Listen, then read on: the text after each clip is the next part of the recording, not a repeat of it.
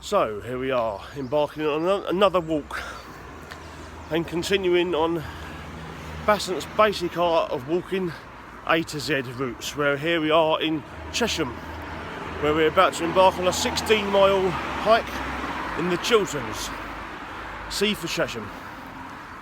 As a couple of weeks ago I did A for Elbury, last week I did B for Brecon Beacons, this week is C for Chesham. And my first mission on this walk is to go and find my friend Dave's olive stalls. He has a market stall here in Chesham. So as I've parked in the town centre, I'm about to see if I can go and find Dave to get some olives. This is Chesham market stall. So let's just see if we can find my mate Dave. Let's see if we can sneak up on him.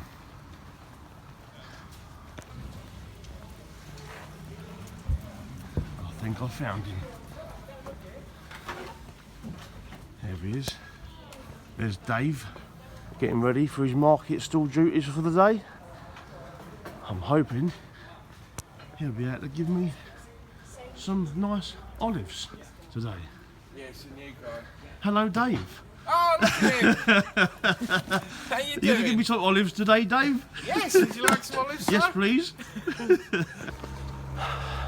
So we've met my friend Dave, and he kindly gave me some olives for my lunch to send me on my way trekking.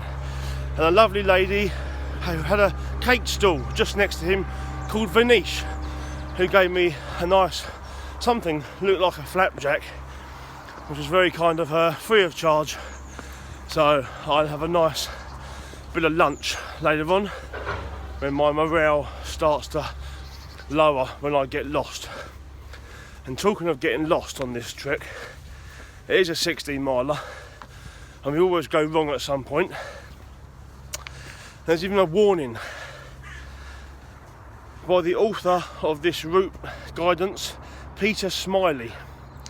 The area covered by the walk has many public footpaths and bridleways, which are not always signposted or immediately obvious, and unless you live locally and know your way around, there is a chance of missing a turning and then needing to adjust your route to get back on course. Well, the warning has been taken note of, and if you're watching this YouTube channel, Peter Smiley, it's never my fault when I get lost. It's always the author of the route map. So, Mr. Smiley, unless you want me to wipe that smile off your face, you better lead me in the right direction today. So the time now is 7:55 AM, Saturday morning, and as you can see, it's a beautiful day again. I thought I'd get out as much as possible while the sun's still shining, while I've got some time to myself, make the most of the good weather. I've got a bit of a heavy bag on my back today, my 65 litre Sherpa bag, and I had a new tent arrive, so I've packed that and I might set that out today to see what it's like. But yeah, beautiful weather. It's a lovely day for walking.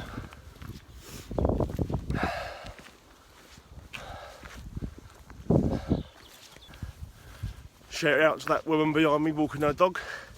Had a nice little brief conversation with her this morning, talking about how lovely the weather is, and she helped me navigate my way around this route where I'm already starting to go wrong. So yep, nice to speak to the locals. Civvies.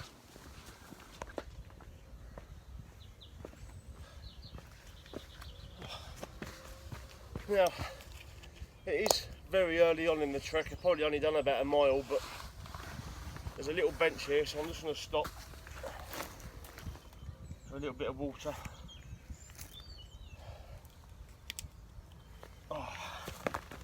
Because there's some lovely views out there to the hills, I'll show you in a minute.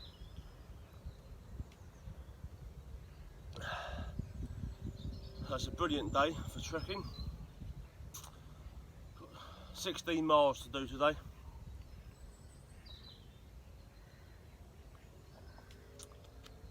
already went a little bit wrong because the instructions say that there was a gap in the hedge on the left, but there was actually 2 gaps in the hedge on the left, and it didn't tell me which one to take. So Mr. Smiley is he's going to get that smile wiped off his face if he carries on the way he's going. But no, it's all good. The walks I actually take are from walkingbritain.co.uk, I think. Walking Britain, and you can go onto regional walks, and then there's a scroll down and you can choose your area, and there's just loads of different walks that you can choose from. So that's where I get my Hertfordshire walks from, and it's pretty good. Like I say, the instructions are sometimes a bit iffy, but it's pretty good. You can get some decent walks in. I'll show you the views that I'm looking out to now. You can see out there, lovely hills, views of the Chilterns.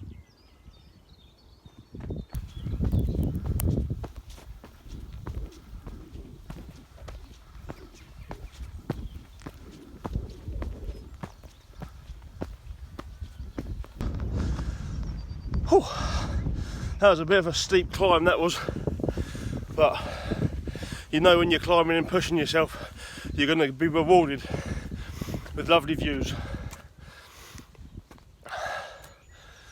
This feels like the Chilterns to me.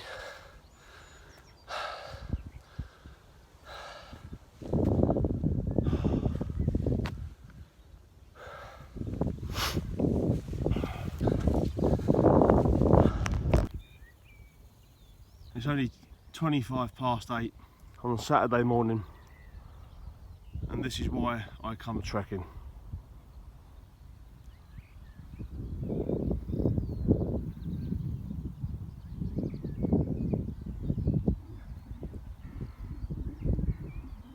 So peaceful. It's a lovely day, a bit of exercise. This is why I created my YouTube channel, you see, because it's just trying to encourage people to get out walking. And I'll go more into that a little bit later, but sometimes just getting out on your own and take a lovely moment for yourself to unwind from the stresses of day-to-day life.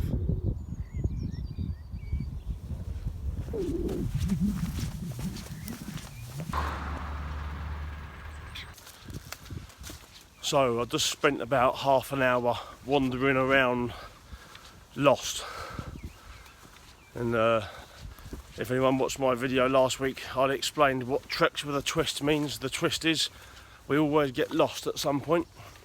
However, this time it wasn't my fault. It never is my fault, actually, funnily enough, but this time it definitely was the author of this route description, Peter Smiley. He's supposed to be making people smile, but when he says go right at the road, when it should have said turn left at the road, one very small error can completely steer you off track.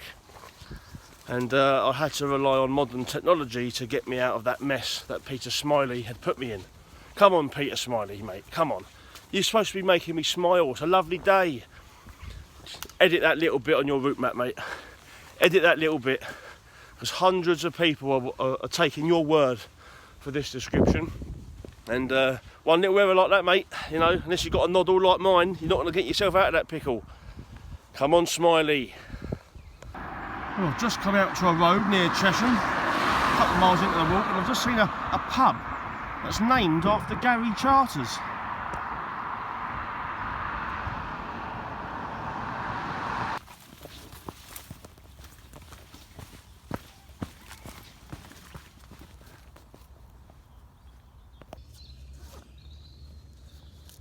Oh, a nice little rest on these nice little seated logs.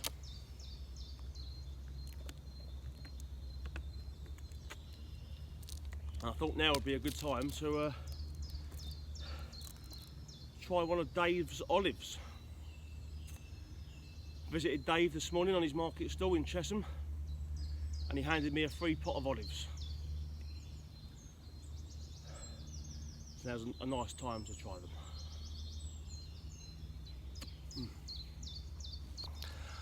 So I thought I'd give you a closer look at Dave's olives. Fresh and juicy, not like the shop bought ones. These are fresh imported olives from Spain and Italy. And he's given me a nice fresh pot here.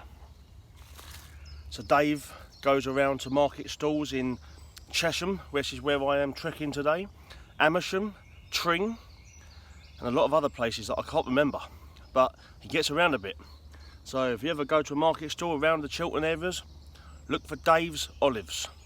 Fresh olives, imported. Lovely jubbly.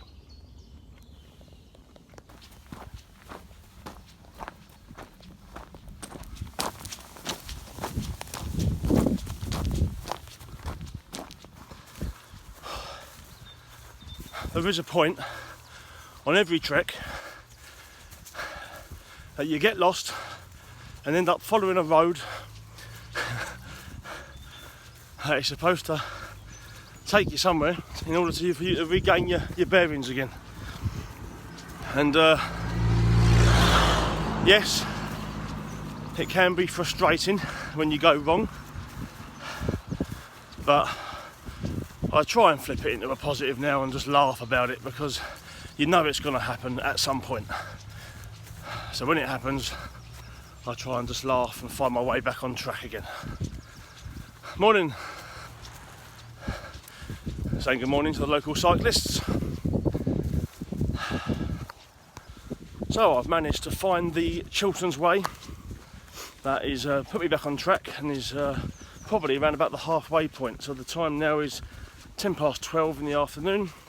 I started about 7:30 I think this morning, so I think I'm nearing the halfway point where I'm going to find somewhere to sit in a minute and have something to eat. My legs are getting a bit tired, and but I'm alright. So the reason I'm walking, two reasons really. The first one is because it's good for your mental health and good for your physical health, and that's especially during the lockdown, it taught many of us that, you know, the only thing we could do is get outside, and we actually learnt that by getting outside it was really good for our mental well-being and physically as well. It's great physically. And the other reason is because I've started planning to walk the entire width of England, which starts off, it's about 200 miles. It starts off at the St Bees in the Lake District. It travels through the Lake District, through the Yorkshire Dales, through the North York Moors, and it finishes on Robin Hood's Bay near Whitby, just underneath Newcastle. So that will take me probably around 15 days roughly. So that's why I've decided to start getting out walking again, is because it will just start training me up really for long distance walking. Like today's walk 16 miles, so I'm just starting gradually. I'm not going to do any overnight camping just yet, although I have got a tent with me today. But I'll start doing some overnight treks very soon. Something Ross Edgley says, I bought Ross Edgley's new book called Blueprint, and he goes through cycles throughout the year. So if you're planning a big adventure, he says you should first of all start off with a recovery meso cycle, which just recovers you from the previous adventure that you've done. And for me, that was the boxing. It was 8 weeks of pretty intense training. So I've sort of done my recovery meso cycle, and now I'm starting my base meso cycle, which is just getting myself relatively fit all round, you know, in terms of general fitness, doing a bit of weights, bit of running, bit of walking, and just generally eating healthy. And now I'm going to start my build meso cycle, which is the next step, which is actually training for physical specific preparedness, which gets you ready for the actual challenge that you're about to commence on. So if you were doing a swimming challenge, you'd start doing more swimming rather than running. So because my challenge is going to be walking, my build meso cycle is now going to be building more on the walking side of things to get my legs strengthened and everything else. So that's currently my plan, and that's why I've decided to do an A to Z of walking. And I'm only on C at the moment, but the more we do, the more I'll be challenging myself and physically preparing for my Width of England walk, which is going to be for the MND charity. And I think I'm going to do it in September because MND is the disease my dad died from, and he died in September last year. So I think doing the walk in September, it will mean something to me. And if I can finish on the day he died, then that'll be the anniversary of his death, and to raise some money for motor neuron disease would be fantastic. It's such a big challenge. It's hopefully I can raise some good money and help those in need, because the charity helped my dad through his final couple of years. So it'd be good for me to do that, and good for myself as well, because sometimes we can all struggle physically and mentally, and we need to get out and we need to give ourselves a purpose. Hence this YouTube channel, really. It's given me a bit of a purpose to my walking. If it can inspire others to get outside, refresh their minds, even if once a week.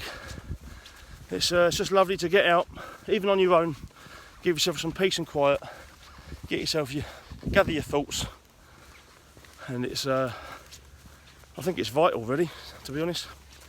So there I am. I think I might pitch up in a second. With a nice little field here, actually, I might decide to get the tent out.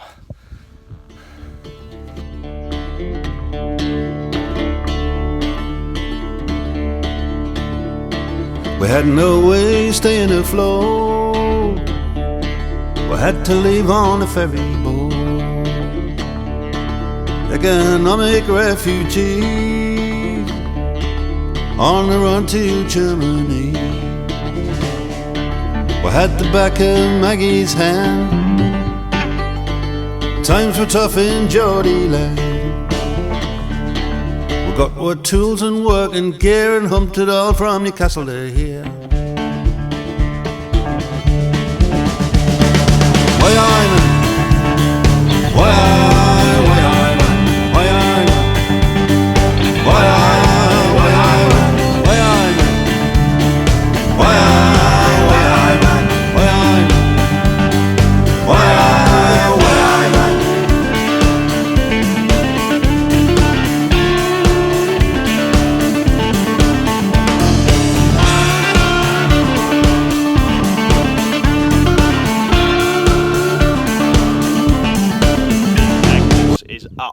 It's up. Let's have a look inside, shall we?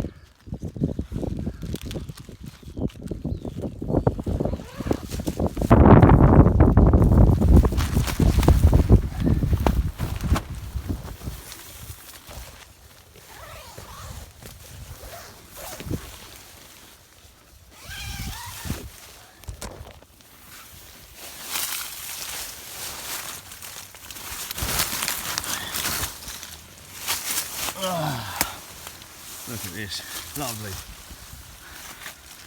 Nice vestibule area. Another vestibule area over here. And this just zips up if you want it to. Now I'm 6'2", and one of my problems has always been with a tent is that I couldn't fit in it lengthways. As you can see down there, plenty of room for my feet, plenty of room for my head. It's a 7 foot long tent. I'm liking this. I'm liking this, mate. The big Agnes, yes. Cost me 430 quid, but it's worth it. It's got nice pockets up here. Nice big pocket there for your clothes. All these hooks everywhere.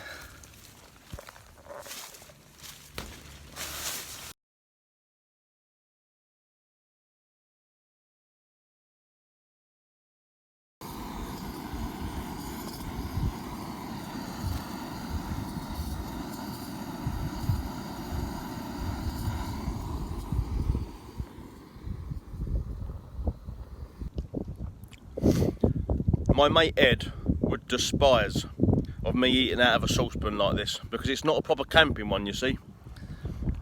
Now, he has given me a lot of tips on equipment to get, which I appreciate, and it's work in progress. So the first thing first was the tent, but the saucepan will have to be on the list to come. You can get some proper lightweight camping stuff, you see. So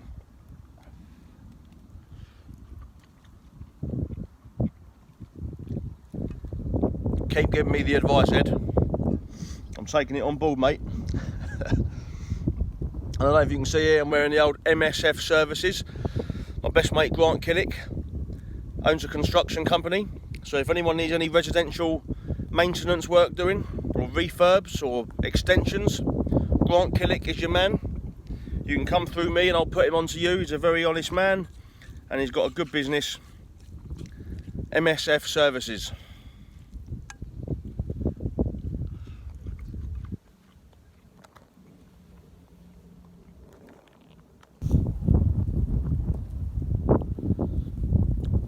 There's also a lot of people that wouldn't recommend me bringing a camping chair with me.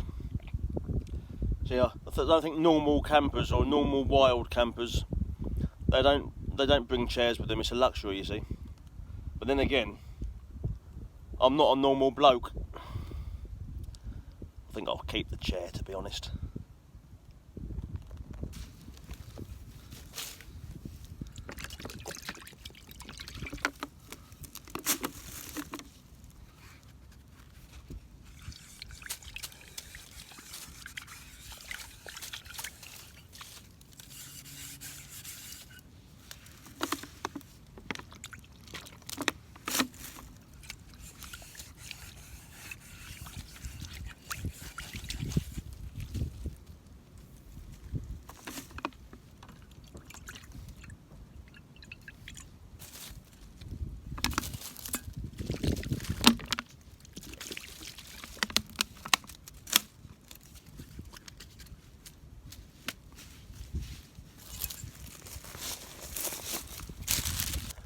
Well, that's where Big Agnes was. Rule number 1 of wild camping, never leave a trace. So, Big Agnes, it was nice to have met you finally.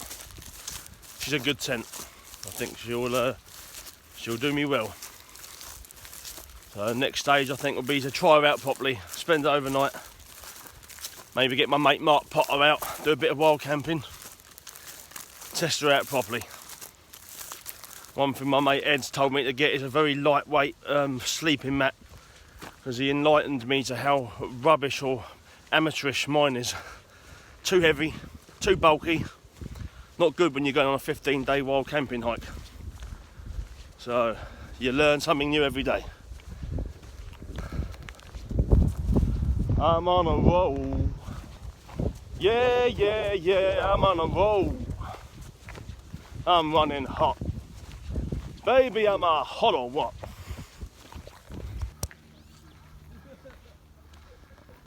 It's funny actually, I walked past a pub earlier that was named after Charters, and now there's a pub here that's named after Grant.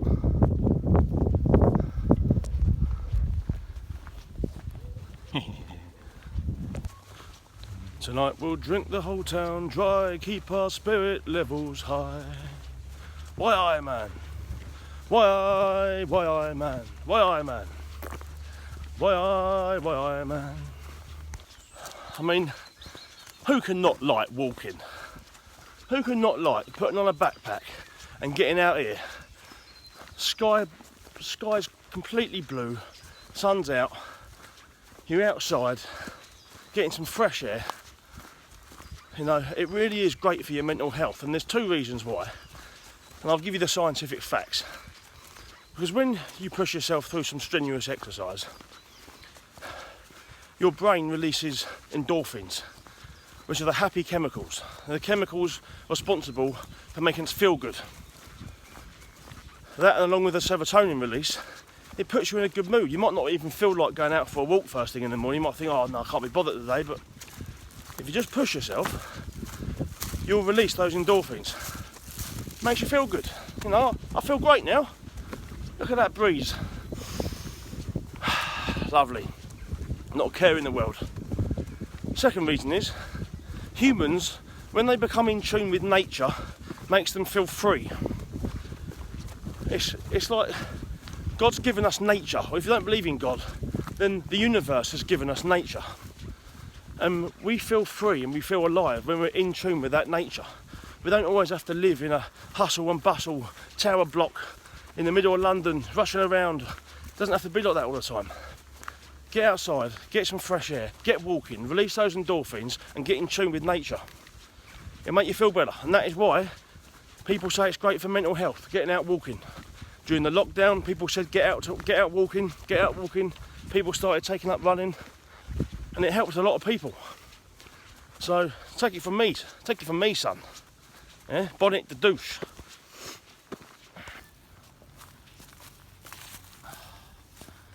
The trees began to whisper and the wind began to blow, and in the wild March morning I heard them call my soul. Alfred Hurd Tennyson. Well, Alfred Hurd Tennyson, that's not a bad bit of poetry, my friend.